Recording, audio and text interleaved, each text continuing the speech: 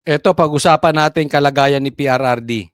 Unang pinalaga ng Vice Presidente ang umano'y welfare check ng gobyerno ng Pilipinas na hindi ipinaalam sa pamilya. Panghihimasok daw ito sa compromised health ng dating Pangulo at malinaw na abuse of power sa vulnerable individual. Yun, yung isang issue dito ni BP Sara na grabe yung gobyerno natin na pangmamalabis, yung pag-abuso sa kapangyarihan, pinuntahan si PRRD nang walang abiso ng abogado at walang abiso ng pamilya. Diba? Alam naman natin kung sino nagpakulong. Mamaya babanggitin ko sa inyo, sino ang pumasok. Nakatanggap din daw ang ikalawang Pangulo ng impormasyon na nawalan ng malay ang dating Pangulo na natagpuan sa sahig ng kanyang selda. Git ni VP Duterte, natagpuan sa sahig ng kanyang selda. Git ni VP Duterte na wala man lang nagsabi sa kanila sa tinawag niyang accident. Yan yung nakakasama ng loob. Diba? Isipin mo, tatay mo yan. 79 years old. Ilang taon na ba si PRRD? Late 70s, di ba? Alam naman natin, nakikita na natin sa paglalakad niya, lagi nga siya may security na sasaluhin siya kung sakaling matumba siya. Nakikita natin na matutumbahin na siya, wala na siya yung balance eh. Obvious naman yun eh. No? Unless may pagkatalagang evil ka sa sarili mo na talagang gusto mo na lang masaktan si PRRD, gusto mong patayin si PRRD. Pero, katulad niyan, maling-mali ng ICC yan. Bumagsak si PRRD, bumulagta sa sahig, tumama ang ulo. Si BP Sara mismo may sabi niyan. Tumama ang ulo. Hindi man lang inabisuhan ng pamilya. Pambihira naman. Kaya nga alam nyo, dapat ma-release na to si PRRD. Hindi naman tatakas yun. Saan pupunta yan? Hindi nga makalakad ng maayos. Napakawalang puso. Alam nyo, hindi makakalimutan ng mga Pilipino. Itong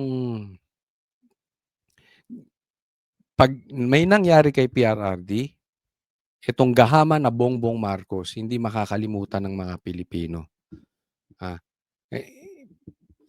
Dapat dalhin na yan sa ospital, dalhin sa bahay, yung may makakapag-alaga. Pagtatayo, mayroong mag-a-assist. Ano pa ba ang magagawa nung matanda? Mapakawalang puso nyo.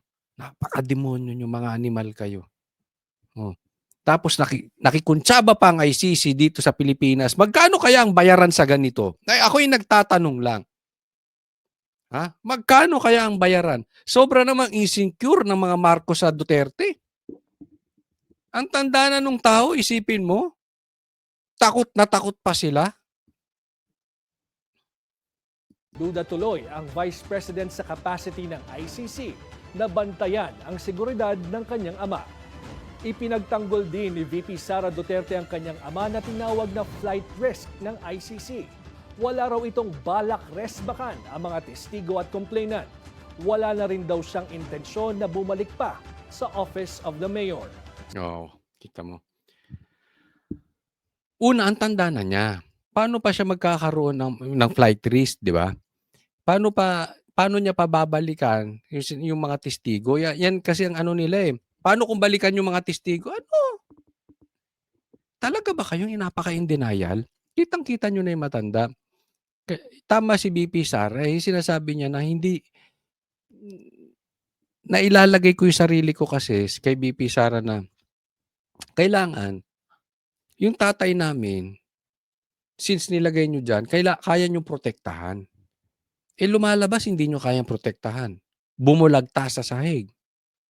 Pinasok ng Pilipinas. Alam nyong lahat, ikasasama ng kalusugan ni PRRD yun. Tingnan nyo. Talagang papatayin nitong si Bongbong at nitong ICC si PRRD. Yung ginagawa nyong yan, papatayin nyo talaga si PRRD. Hindi man intentional. Siguro ganyan na lang ang ginagawa ninyo para wag magmukhang intentional. Pero yung nangyaring ganyan, papasok-pasukin ng iba, hindi naabisuhan ng abogado. Bakit pa may abogado? Yung pamilya. Diba? Wala, delikado talaga buhay ni PRRD dyan sa ICC na yan. Dapat But, may bawi yan. Akala nyo, may bawi yan. Akala nyo lagi kayo nasa power? Sa huli, panawagan niya na igalang ng ICC ang health at wellness ni former President Rodrigo Duterte. Pinalaga naman ng palasyo ang pahayag ng abogado ni former President Duterte na hindi tutol ang Pilipinas sa kanyang interim release.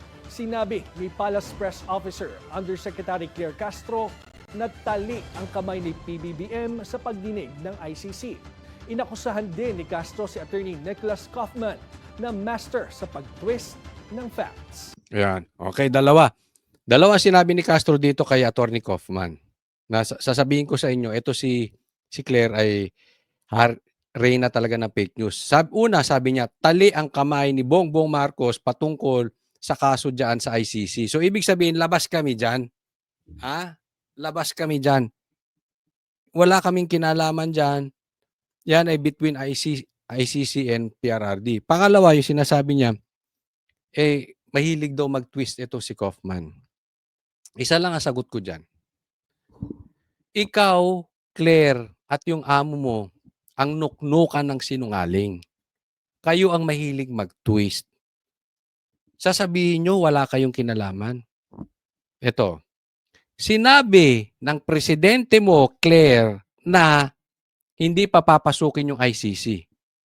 Pero pinapasok nyo. Sinabi ng presidente na hindi pa papasukin ng US base, yung EDCA. Saan katutak ang EDCA dumating? Di ba? Anong sabi ninyo? Walang pumasok na baril sa KOJC. Libo-libong baril ang pumasok sa KOJC. Ngayon, sino ang fake news, Claire? Sige. Sabihin mo, sino ang fake news? Sinong papaniwalaan ng tao? Si Kaufman o ikaw? At saka si Bongbong? Ang dami niyong pinake news eh. Sige, pagtanggol mo, walang pumasok na baril sa KOJC? Hindi sinabi ni Bongbong na papapasukin ng ICC? Sinungaling kayo, kaya nga siguro kayo, dahil sa sobrang sinungaling nyo, pati sarili nyo, naloloko nyo. Ganyan kayo kung merong nuknukan at ganid sa pera, si Bongbong yun. Meron ding nuknukan at ganid sa pagsisinungaling. Kayong mag-amo. Ikaw natuta at pati yung amo mo. No. Tingnan po natin, sino ba yung pumasok? Pinapasok ng Pilipinas para puntahan si PRRD. Tingnan nyo, manggagalaiti. Ito, basahin natin yung sinabi ni Pulong. Si Trililing pala ang pinadala ng mga bangag para mag-welfare check kay PRRD. Baka magkalat ka ng virus mo dyan at di ka pa naman na-inject ng anti-rabies shot mo. Alam mo, dapat paimbestigahan yan. Kung may katotohanan to sinasabi ni Pulong na siya ang pinadala para checkin si PRRD, talagang papatayin. Talaga, alam naman nating galit na galit to si Trillanes kay PRRD. Nag-away pa sila sa hearing. The mere fact yung pagmumukha nito, talaga ma-high blood na si PRRD. Tingnan mo naman ang muka. Di ba? Kasi nakakapang-init yung mga taong matapang lang dahil lamang sila. Pero duwag naman talaga. Tingnan mo to si Trillanes. Hahamunin mo 79 years old. Pupuntahan mo doon, alam mo nang mahina. Why don't you get your own size? Di ba? Yung kasing tanda mo. Kasing laki mo. Ba't hindi kayo ni Pulong mag-boxing? Di ba? Try mo lang. Delikado yun. Pag pinasok niyan, baka patayin niyan si PRRD. Kaya dapat imbestigahan to Ito namang si Bongbong. Grabe gobyerno natin. Sobra kayong desperate. Kung susundan ko to sinabi ni Pulong, ang pinadala mo pa si Trillanes. Wow, talagang kain suka kayo. For your information, okay? May mga natanggap akong intel patungkol dito. At matagal ko nang sinasabi 'to sa vlog ko para lang dun sa mga bago na hindi pa nila napanood yung mga dati kong vlog. Matagal ko nang sinasabi, talagang ang nagbigay ng idea kay Bongbong Marcos na papasukin ang ICC ay ito si Trillanes. Ito yung demonyong bulong ng bulong kay BBM. Sa kanya lahat 'yan. Kaya nga sabi ko, grabe 'to si ano, grabe ka-loser 'no 'to si Bongbong. Talagang kakain 'to ng suka para lang dahil hindi niya kayang kalabanin ang Duterte. Lahat na lang gagawin. I mean, ang dami mong puwedeng ipadala sa ICC, si Trillanes pa. Eh, di anong sasabihing report niyan? Eh, di so dilaw, 'di ba? So what so dilaw? So lie. So communist. Magdemanda kayo kung magdedemanda kayo, 'di ba? Ano pa sasabihin niyan? Bias 'yan, ano pa? May sinabi ba 'yan na tama? Ang dami niyang sinasabing bank account ni PRRD, hindi naman niya mapatunayan. Hanggang ngayon tahol lang ng tahol. Marcos, you are so loser. Nakaasa ka sa isang loser. Pero tandaan natin, Marcos, the clock is ticking. Hindi ka man matanggal until 2028. There will be a time of reckoning. Dalhin mo na yung pera na mananakaw nyo sa ibang bansa dahil pagdating ng 2028, makikita nyo. Next po tayo. Ito po, tingnan natin itong post ni Tiglaw sa Facebook. Sabi niya, they would rather remove me than go after the mastermind of this grand robbery. I don't get it. Mayor Magalong. Di ba nag-resign to si Magalong? Isa siya doon sa mag-iimbestiga o magiging advisor sa investigasyon na tinayo ni Bongbong Marcos, yung ICI. Sa tunayan, si Magalong lang ang credible doon. Kasi una pa lang sinasabi niya na may ebidensya siya. Kaya nga napilitan siya roon. Ang duda ko rito,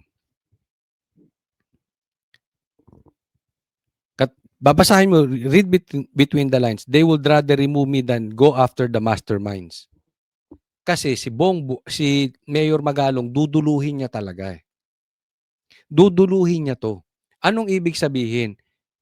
Ang target nito, hindi parang yung target ni Lacson, ni Erwin, at ni Tito Soto. Yung investigasyon ng mga tuta na yan, ang target lang yan, DPWH, secretary, contractors. Hindi niyan talaga duduluhin yung sila Tambi, sila Bongbong Marcos. Pero si Mayor Magalong, ang target niyan, mastermind, dapat doon ang focus. Kaya nga, pinaiimbestigahan ni Bongbong Marcos, ito si Magalong, kung fit ba siya, kung wala ba silang nalabag na batas. Biglang nagkaganon. Di ba, nagka-issue? Kasi nga, tatamaan si Bongbong. Kaya naman to si Magalong, nag-resign na. Instead, na masira yung credibility ng ICI, na hindi naman talaga mag-iimbestiga kung hindi iimbestigahan lang yung mga bubwit, yung mga sapsap, dapat ang iniimbestigahan nyo yung malalaking isda, yung mga pating, yung mga mastermind in short. So nag-resign siya para na lang hindi mabahiran ng yung credibility ng ICI. Ang problema, nung nag-resign siya, wala na talagang credibility yung ICI. Kasi ang tinitingnan lang ng tao dyan na may credibility sa ICI ay si Magalong. Dahil yung ICI ay ang nag-assign dyan si Bongbong din. Nagigets nyo? Unlike si Magalong, kahit nilagay dyan ni Bongbong, may pasabog na siya una pa lang. Kaya dapat susundan ng tao yan, magpapasabog si Magalong ng madami. Hindi siya matatali kasi nakikinig ang tao, mayroon na siyang inunang pasabog eh. Nagigets nyo? Ngayon, wala nang credibility ang ICI. Pustahan tayo. Pustahan tayo. Hindi iimbestigahan. Lalabas na malinis si Tambi tsaka si Marcos diyan sa ICI na yan. Gusto nyo pumusta kayo mga dilawan? Ngayon pa lang nagma-mind conditioning na si Claire eh, di ba? Anong sabi ni Claire? Nung tinanong, hindi ba bakit si Bongbong lang ang hindi nababanggit? Bukas naman kayong imbestigahan si Bongbong. Kunwari, imbestigahan nyo. Pero ako'y nagpapaalala. Wala pang gumawa ng presidente na nagpaimbestiga ng flood control. Si Bongbong lang. Kaya siya matapang gawin yun kasi malinis siya. So, sineset up na. Sineset up na ni Claire. Nagtatago na sa saya si Bongbong, nandoon na. Sineset up na ni Claire na, ay, hindi talaga may imbestigahan si Bongbong. Bakit? Inosente siya. Diba? So, alam na alam natin ang gagawin ng ICI, papatunayan lang niyan, sasabihin lang niya, inosente si Bongbong. Kitang-kita na yung turn of events eh. Kumo-connect na eh. Kaya yung tigil nyo na yung ICI na yan. Kung wala lang din si Magalong dyan sa lintik na ICI na yan, uubusin nyo lang ang pera ng taong bayan, masasayang lang ang pera ng taong bayan, gastos lang yan ang pera ng bayan, wala ding mangyayari, tigil nyo na yan. Niloloko nyo lang taong bayan. Hindi nyo naman naloloko. Diba? So wag na yan. Wala talaga mangyayari sa mga investigasyon. Eto, tingnan nyo tong. Kaya nga naman, sundan natin yung sinasabi ni Claire na malinis si Bongbong Marcos. Pero tingnan natin, yung pinost ni Kiko Barsaga, Mayor Magalong, let us call for the investigation into the corruption of Martin Romualdez and Sandro Marcos. Let's fight corruption together alongside the Filipino people. Yan. Ngayon, makalusot man si Bongbong Marcos dahil nagtago na siya sa palda ni Claire at sinasabing kaya nga siya nagpapaimbestiga dahil malinis siya. Si Sandro, malabong wala yan. Simulan mo, yung sinasabi ni Chanko na nagkabigayan doon sa mga pumirma sa impeachment kay BP Sara. Kaya kita mo, tahimik yung mga animal. Daming tahimik na congressman. Hindi dahil siguro hindi sila nagagalit kay Tambi, kung hindi, nakatanggap din sila eh. Paano sila papalag? Di ba? Hindi nga kasing laki nung natanggap ni Saldico, pero tumanggap din yung mga yan. Yan, una, diyan ka magsimula, Mayor Magalong. And I suggest, punta ka na sa Senado. Huwag mo nang punta. Wala kang maaasahan sa Kongreso. Tinigil na nga nila yung hearing nila sa Kongreso, di ba? Punta ka sa Senado. Doon mo isiwalat. Imposibleng di nakatanggap yan si Sandro. Doon mo simulan sa impeachment. Tapos, ilatag mo na doon. Kasi narinig ko yung interview mo eh. Alam naman nila yan eh. Alam nila kung sinong corrupt dyan. Latag mo ron. Eto yung mga ghost project sa Ilocos. Eto yung ghost project sa Leyte. Tapos na usapan. Tandaan po ninyo, si Marcos na lang ang hindi nababanggit. Pero nasayaran to ni nung Marine, nasayaran niya na nag-deliver siya sa Malacanang. Sino bang nasa Malacanang? Although hindi pa nababanggit si Marcos. But eto good news. Eto good news to. Meron pang Marine na sasalita. Alam mo, dapat kayo mga Marine magsalita kayo. Kasi talagang ininsulto kayo. Kayo Marine, kaya kayo nandiyan dyan is para ipagtanggol ang konstitusyon. Ipagtanggol ang Pilipinas, ipagtanggol ang taong bayan. Tapos ginamit kayo, ang iba sa inyo, sa illegal. Ginamit sa krimen. That is plainly insulting you, your institution, insulting the Marines.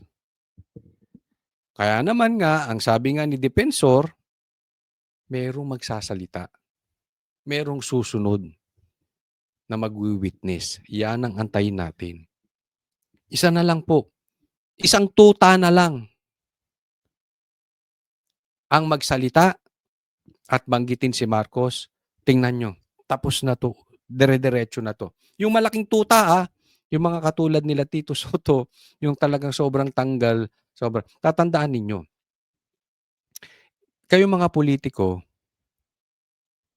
baka in denial kayo. Ang pagpunta nyo kay BBM ay political suicide.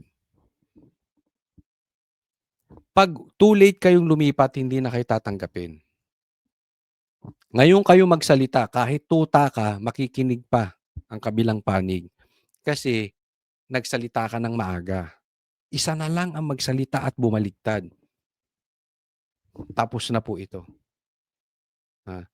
Kaya nga, antay-antay lang tayo. Alam ko maraming ano diyan, mga nakikiramdam na. Kayong mga gusto nyo pang may magkaroon ng karir sa politika, we encourage you. Magsalita na kayo. Kasi alam namin meron kayong alam. Natatakot lang kayo. Konting panahon na lang, konting tiis. Sama-sama tayo. Ibuko nyo na ang kagaguhan ng gobyernong ito. Tatandaan ninyo, si Bongbong wala na talaga yan. Tapos na ang karir niyan. Tapos na ang Marcos. Gaya ng sabi ni Guanzon, I believe that. Tapos na ang Marcos. It's going to be a battle of the red, PRRD, Duterte, and yung mga komunista, yung dilaw, yung pink, pula, wala na yan. Kaya mag-isip-isip na kayo, ha? Okay, maraming salamat po. Ako'y nagpapaalala, subaybayan niyo lahat ng mga vlogs ko. So, sa bawat araw, ako'y mayroong mga 2 to 4 vlogs. Pag-usapan natin itong si Sandro Marcos. Tulan ni dating COMELEC Commissioner Rowena Guanzon ang banat sa kanya ni Presidential son at House Majority Leader Sandro Marcos. Nitong nakarang araw kasi matapang na sinabi ni Guanzon na wala na raw boboto sa mga Marcos sa susunod na eleksyon. At kawawa si Sandro dahil binahiran na umano ni Lady 1st District Representative Martin Romualdez ang kanilang dinastiya at hindi na sila iboboto ng mga tao. Yan. Totoo naman ha. Sabi, kawawa naman si Sandro, ikaw na sana ang political dynasty na parents mo pero sinira ng Romualdez. Actually, Attorney Guanzon, hindi lang po si Romualdez ang sumira. Kasi isipin nyo to ha, pinagbigyan makabalik si Bongbong Marcos. Actually, kahit ang Duterte, pinagbigyan siya dahil hindi naman mauupo si Bongbong Marcos kung hindi si Vice President Sara ang bumaba bilang tumakbong bilang Vice President. Alam naman ng lahat yan, kung tumakbong bilang President si Sara ang presidente natin. So, nabigyan lang ng pagkakataon si Bongbong Marcos. Isipin ninyo, kung si Bongbong Marcos ay nag-ayos, isipin nyo lang, walang anomalya ng ICC, walang anomalya ng nakawan, walang anomalya ng flood control. Halimbawa lang, naayos niya ang bansang Pilipinas. Kahit hindi kasing sobrang ayos, at least man lang, hindi talaga mabaho katulad nung nangyari ngayon. Yung normal, parang average. Naging average lang na presidente si Bongbong Marcos, hindi yung super below average. Yung talagang, the worst kasi ito eh. Si Sandro Marcos ang nako. Sigurado yung guaranteed dyan si Sandro Marcos magiging presidente. Ang mangyayari niyan, susunod si Sara, ang susunod si Marcos. Dahil napatunayan nung tatay niya na magaling. At yung kapalpakan ni Marcos Sr. ay hindi nakuha nung anak na si Bangag. So, nakinabang sana si Sandro dyan. Even si Amy makikinabang sana dyan. Kaya lang sinira dahil sa ganid. Tama si Atty. Guanzon, nasira nung kanyang tiyuhin na si Romualdez, pero hindi lang si Romualdez ang sumira dyan. Kasi may go signal yan ng tatay niya ni Bongbong Marcos. Posible nga yan, pati nga yan si Sandro Marcos, may bahid yan eh. Congressman yan, nakinabang, pumirma din yan. Huwag mong sabihin walang natanggap yan. Kasi sabi nga ni Chanco, lahat ng pumirma sa impeachment ni VP Sara nakatanggap. Di ba pumirma rin yan si Sandro? Sagot na post ng Batang Marcos, masyado pa raw siyang bata para tumakbo ng presidente, senador o vice-presidente sa 2028. Hirit Ayan, ang issue ngayon ni Sandro, teka muna, bata pa ako, hindi pa ako pwedeng tumakbo bilang presidente or vice president sa 2028. Kaya nga tinutulungan ka ng tuta mo eh. Oh, sino? Si Tuta Soto, yung ginagawang noontime show, yung Senado na gustong ibaba yung para ka makatakbong presidente. So siguro tinitingnan niya ikaw or yung kanyang pamangkin na si Vico Soto. Oh. Yun ang sagot ni Sandro. pa niya, muling i-review ni Guanzon ang Constitution bago magsalita. Patay ka dyan. Diyan ka patay. Huwag mong babanatan ang isang tao doon sa area ng kanyang strength. Lalong-lalo na kung iyon ay iyong weakness. Para mong sinabi, oy, mag-practice ka ng basketball, NBA player, ininsulto mo. Ikaw nga, hindi ka nga player ng basketball sa barangay nyo eh. Ito, ininsulto mo ng konstitusyon, patay ka, Sandro. Tanga talaga to si Sandro. Naalala nyo si Sandro, mahilig sumagot ng sumagot. Ito, payo ko lang sa'yo, Sandro, ha? Pangalawang payo ko na sa ito, paabutin nyo nga sa tao na ito. Ha?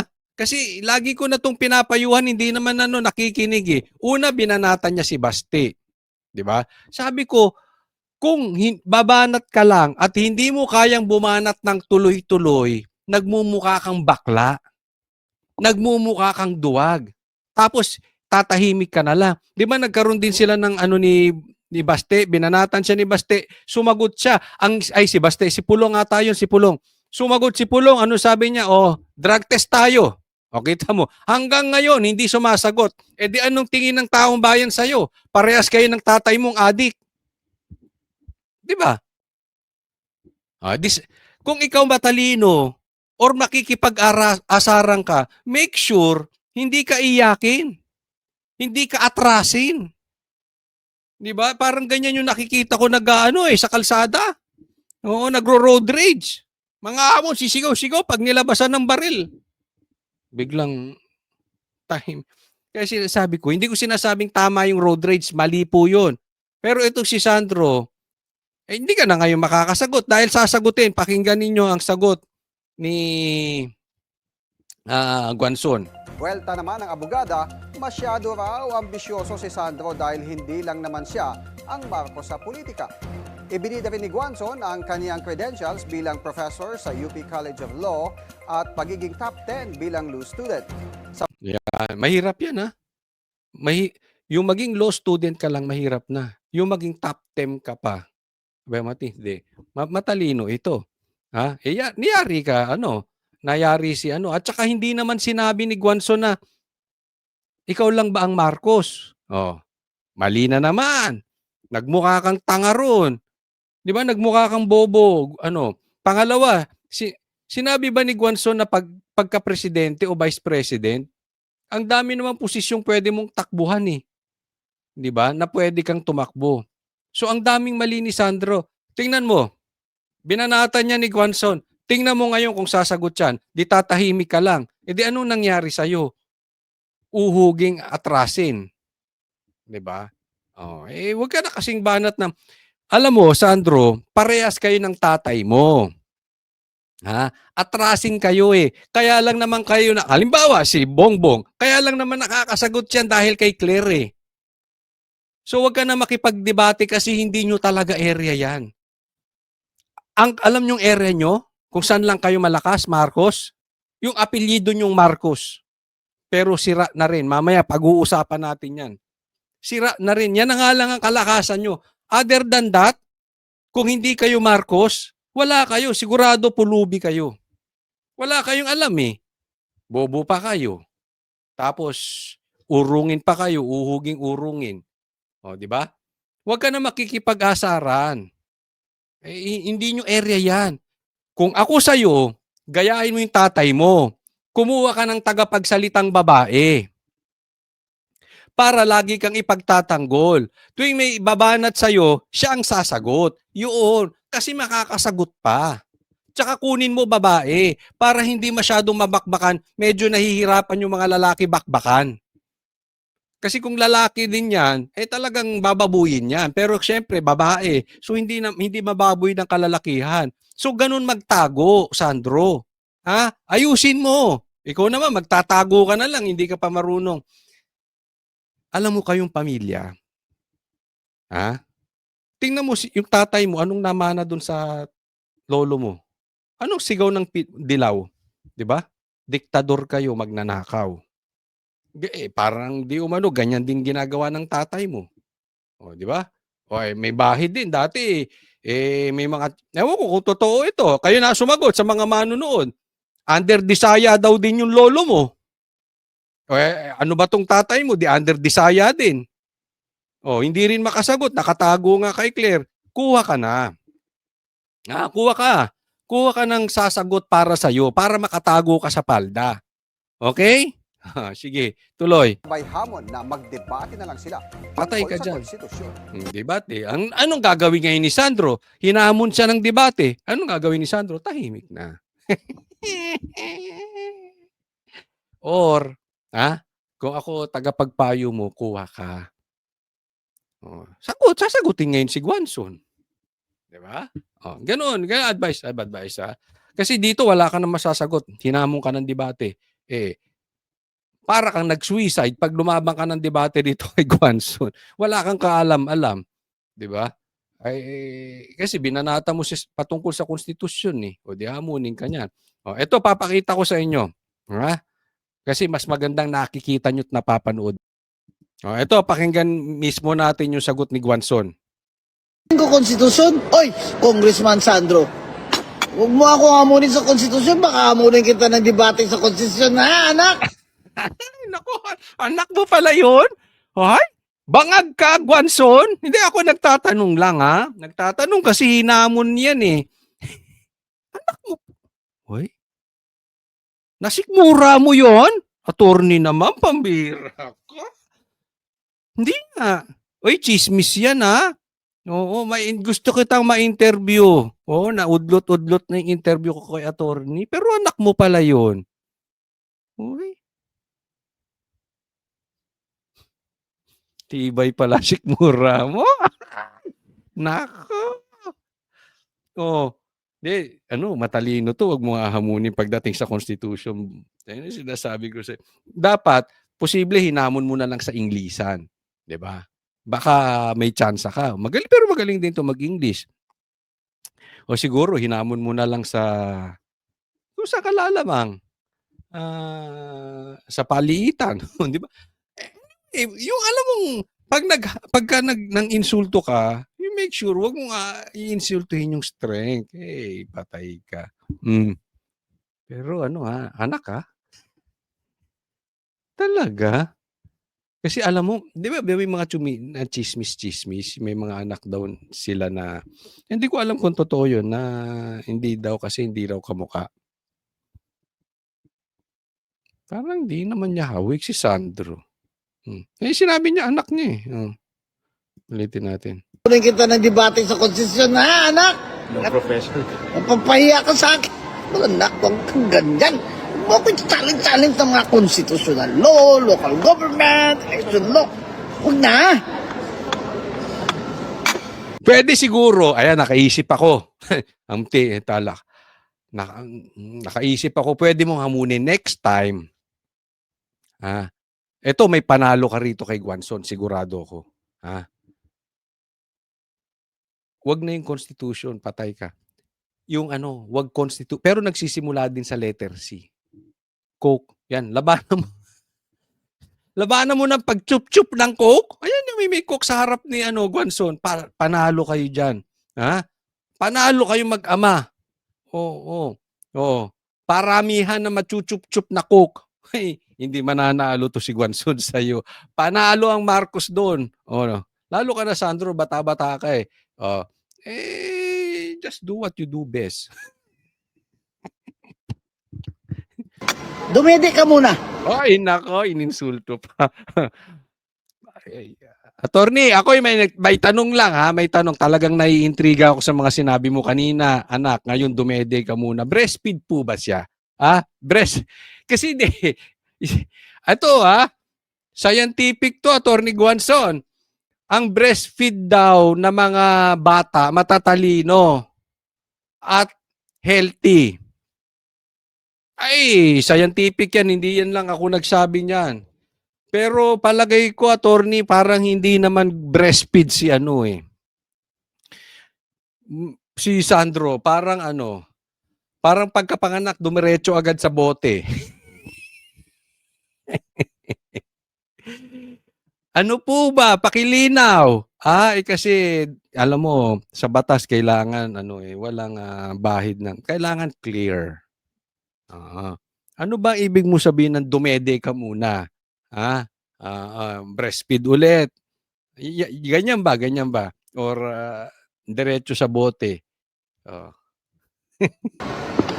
Bago mo ako i-challenge ng mga constitutional law na yan, Mario. Alam ko kung asan tong lugar na to eh. Manila Hotel to eh. Halika. Debate tayo, Sandro. Yung kapi-kapi lang ba?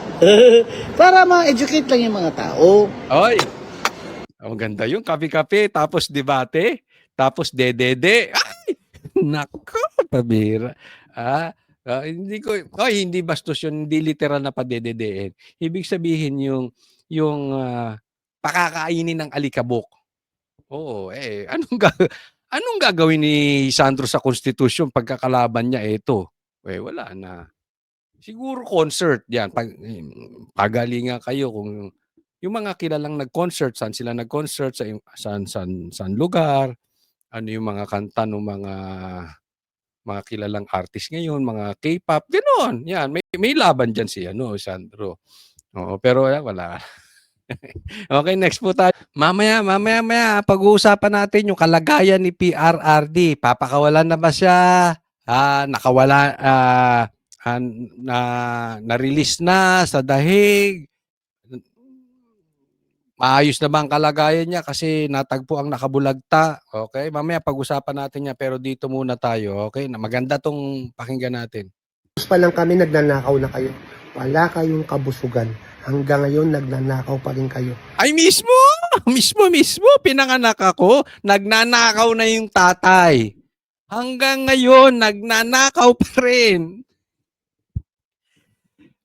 Umisip tayo. Sige, tanong ko lang ito sa mga manunood. Tanong lang to, okay? Wala na tayong pinagbibintangan. Humanap kayo banggitin ninyo dyan sa comment section ang isang pinakamalaking apelyido na problema ng bansang Pilipinas ever. Na yung tipong, itong apelyido na ito yung pinakamasama na asensado ang Pilipinas sana kung wala itong apelyidong to. Kung hindi man lang sana sila pinanganak sa Pilipinas. Sige, lagay nyo dyan. Ang gaganda na ng buhay nyo, magandang bahay, magandang kotse, sa mga ninakaw nyo nung araw. At kung mapapansin nyo, iisa lang ang apelido nyo. Sino binabanggit nito? Ang gaganda na ng buhay nyo, bahay nyo, kotse nyo, marangya kayo, mayayaman kayo dahil sa mga ninakaw nyo dati. Sino naiisip nyo? Kung merong the name that cannot be mentioned, meron din yung the name, the thief of all thieves. Ang magnanakaw ng mga magnanakaw. May kasabihan, ang magnanakaw ay kamag-anak ng adik. Iisa lang yan. Iisang lahi yan. Isang bansa yan. Lolo nyo, tatay nyo, kapatid nyo, pinsan nyo. Naku, masakit yun. Lolo nyo, pangalanan, lagay nyo. Sino yung magnanakaw na lolo? Tatay nyo. Lagay nyo, sino yung magnanakaw na tatay nyo? Kapatid. Naku, eto maraming magagalit sa aking mga kaibigan kong vlogger. Kapatid nyo. Magnanakaw. pinsan nyo. Oh, sino yung yan. Yan yung mga binanggit. Lolo, tatay, kapatid, pinsan. Magnanakaw. Nalagay nyo dyan. Oh. Team magnanakaw. Kayo ang nagnanakaw mula noon hanggang ngayon sa gobyerno. Ang kakapal ng mukha nyo. Mismo. Alam mo, kaya nga sabi ko sa inyo, yung apelyidong yan, kung hindi sana nabuhay sa Pilipinas, hindi ko alam kung ano ba talaga purpose nila sa Pilipinas. Bakit hindi na lang yung hinayaang mabuhay sa Amerika? Total, mayaman sila doon. At dito pa sila. Wala lang yung apat na yan, yung tatay, yung lolo, yung pinsan at yung kapatid. Wala tayong problema. Yung apat na yan. Siguro hindi man tayo kasing yaman ng Japan, pero lamang tayo doon sa Malaysia. Kasi before, lamang naman tayo dyan eh. Lamang tayo sa Malaysia, lamang tayo sa Thailand, lamang tayo sa Taiwan, lamang tayo sa Cambodia, lamang tayo sa Vietnam. Ngayon, dahil sa apat na yan, isang apelyido, walang kabusugan sa nakaw. Ang rangyana ng buhay, ayaw pang tigilan ng mga Pilipino. Yung mga Pilipino naman kasi, pabudol naman kasi kayo ng pabudol. Pambihira. Ako po yung nananawagan sa ating legislative branch ng government, sa ating mataas na kapulungan at sa ating mababang kapulungan ng Kongreso. Sabi niya Senado at saka sa Kongreso, anong panawagan mo? Para po matigil na ang pagnanakaw sa kaban ng bayan. Paano? Ang mga ganid, swapang, Ano matitigil ang pagnanakaw? makakapal ang muka. Hmm. Urgent po, gumawa kayo ng batas. Yan ang sinasabi ko. Alin? Anong batas? Kung sino man pong nagtatrabaho sa gobyerno ang magnakaw ng piso hanggang trillion pesos, bitay ang hatol. Ay, ayaw nga ni Risa Ontiveros yan. Ayaw ng dilawan yan. Simba ng simba yung mga yun eh. Nasa harap pa sila nagsisimba. Pagpatay daw yung death penalty. Ayaw ni Risa yan. Kaya nga ako nadududa ako sa tingin ko talaga, in my honest opinion, hindi ako namumulitika. Sa tingin ko talaga, magnanakaw yan si Risa. Kontrahin mo ba naman? Titinan nyo ha, bakit sa Amerika, kung tama ang aking facts, yung iba ayaw ng abortion. Yung iba gusto ng abortion. Sino may gusto ng abortion? Hindi magpapa-abort. Yung iba ayaw sa drug test. Yung iba gusto sa drug test. Sino ayaw sa drug test? Di yung addict. Kaya hindi mapasa-pasa. Ha? Sir, Bayani, nakita pa kita sa rally nung ando doon. Kami nga lang doon medyo nagtapang-tapangan nga lang kami doon dahil ano yun? Ang daming nagrarally, yung mga ipokrito, yung hindi na nila matanggap yung kulay nilang dilaw, kaya pinalitan ng pink. Hindi rin ubra yung pink. Hindi na sila nagtatali ng yellow ribbon. White ribbon na sila. Sigaw ko, Marcos resign. Marcos resign. Wala namang pumalag. Anyway, no? Paano mapapasa yan? Ang daming magnanakaw na congressman, hindi papasa yan. O kahit pumasa sa Congress, papasa rin ba yan sa Senado? Hindi rin. Kahit pumasa yan, pipirmahan ba ni Bongbong yan? Hindi lalo. Magnanakaw yan. Sila magnanakaw. Paano mo bibigyan ng death penalty? Kaya matagal nang sinisigaw yan. Bata pa ako. Yan na ang gustong gawin. Di pa ako tuli. Tuli na ako ngayon ha. Uy. Hanggang ngayon yan pa rin ang sigaw. Hindi nangyari. Bakit puro magnanakaw yung mga yan? Wala na yung death penalty. Kaya kauna-unahan dyan. Guaranteed yan. Si Risa magnanakaw yan. Risa magnanakaw. Risa magnanakaw. Bakit ka takot? Di ba? Oo. Kamatayan. Firing squad, lethal injection, firing, silya elektrika. Gawin nyo po yan. Sana po gawin nyo. Kasi yung death penalty, ayaw nyo eh. Dahil kasama doon ang plunder eh. Ngayon, gawin nyo po ngayon yan. Alam mo, ginagawa yan ni Bato ngayon. Pinipigilan. Paano kala ni Bato yan eh? Ang ganda-ganda ng investigasyon. Anong ginagawa nitong tatlo? Si Lacson, si Erwin, tsaka si Ping. Di ba? Kaya walang mangyari sa investigasyon eh. Hinaharang nitong tatlo. For sure, haharangin din yan. Haharangin ng Dilaw yan. Haharangin ng tuta ni Tambi yan. Haharangin ni Risa yan. Walang mangyayari. Para pong awa nyo na po. Para pong matigil na po ito. Matagal nyo na pong ginagawa ito eh. Pitos pa lang kami, nagnanakaw na kayo. Wala kayong kabusugan. Mismo sabi ko nga eh, hindi pa ako tuli. Nagnanakaw na yung tatay. Ngayon naman yung anak.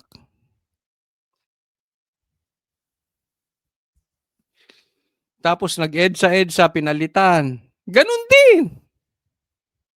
Pinapasok. Lumaganap ang komunista, NPA. Naghayahay ang mga animal. Sabi ko, ano bang nangyari sa...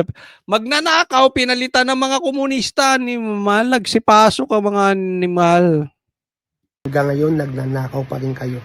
Ang gaganda na ng buhay nyo, magandang bahay, magandang kotse. Kasi kung may mga manonood sa ating bata, hindi pa siguro nila alam eh. Pero yan ang nangyari, yung parang dilema eh. Papalitan ba natin si Bongbong? Ay si Mark. Nag-EDSA. Kala gaginhawa ang buhay. Wala. Hindi ko makalimutan yun. Nagkaroon ng scheduled brownout, water interruption, kaliwat kanan na kudeta. Nagkudeta yan si Trillanes. Kaya lang naman yan eh. Kaya nga sabi nila, bakla yan si Trillanes. Nagkudeta tapos susuko din. Dapat pag nagkudikta ka, patay na kung patay. Wag ka na, kung hindi mo lang kaya, panindigan yung sinasabi mo, wag ka nang magkudeta. Nagkudeta. Saan siya pupunta? Doon din pala sa Dilaw. Tapos sumuko lang din. Diba? Pero yung mga bata nga, hindi nila naiintindihan niya. Pero ang dilema noon is, magnanakaw, pagkatapos, ang sumunod na problema natin, alam nyo kung ano? Pinasok tayo ng komunista, NPA. Wala talaga. Ang gulo. Pambihira. Sa mga ninakaw nyo nung araw. At kung mapapansin nyo, iisa lang ang apelido nyo. Ano? Sige. Ano yung apelyido na pinakamalaking problema ng bansang Pilipinas? Pakilagay po dyan.